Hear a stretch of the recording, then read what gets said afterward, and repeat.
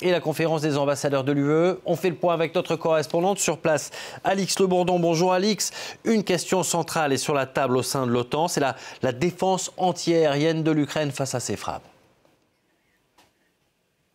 En effet, le secrétaire général de l'OTAN, Jens Stoltenberg, l'a dit hier lors d'une conférence de presse organisée en amont de ces 2 jours de réunion. Il est urgent que plus de systèmes de défense anti-aérienne soient envoyés en Ukraine. Et ce sont en effet précisément ces systèmes qui seront au cœur des discussions aujourd'hui et demain à Bruxelles en réponse à la campagne de bombardement russe. Alors aujourd'hui, à Bruxelles, vont se réunir les ministres de la Défense de l'OTAN. Ils seront rejoints par le ministre de la Défense ukrainien, mais est également prévue à l'agenda une réunion sous le format Rammstein. Ça, c'est une réunion du groupe de contact sur l'Ukraine qui rassemble des alliés au sein de l'OTAN, mais également en dehors. Alors vous le savez, les alliés soutiennent l'Ukraine depuis le début de la guerre avec l'envoi de matériel, notamment de munitions. Pour ce qui est des systèmes de défense antiaérienne, les États-Unis se sont engagés à en livrer plus et l'Allemagne a livré un premier système Iris-T, mais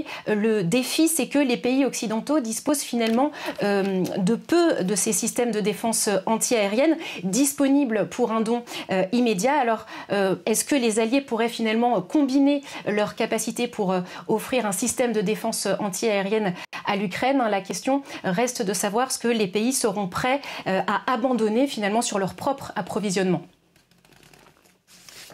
Bonjour, autre réunion à Bruxelles aujourd'hui avec la conférence des ambassadeurs des 27 et le discours attendu d'Ursula von der Leyen, principalement consacré à la situation en Ukraine.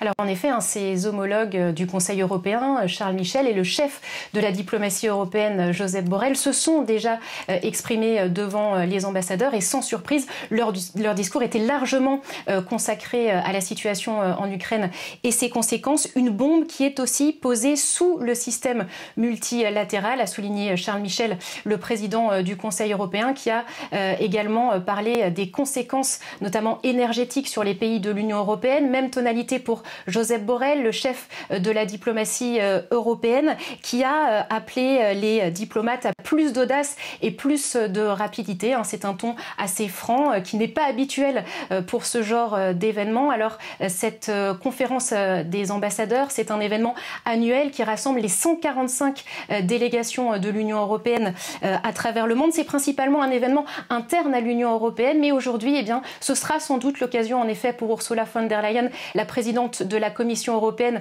de rappeler certains messages. Le dossier énergétique notamment, qui est d'ailleurs en discussion aujourd'hui à Prague par les ministres européens de l'énergie. Un dossier qui ne fait pas consensus parmi les 27, notamment la question d'un plafonnement des prix du gaz alors que les factures des Européens explosent. Alix Le Bourdon depuis Bruxelles pour France 24, merci beaucoup.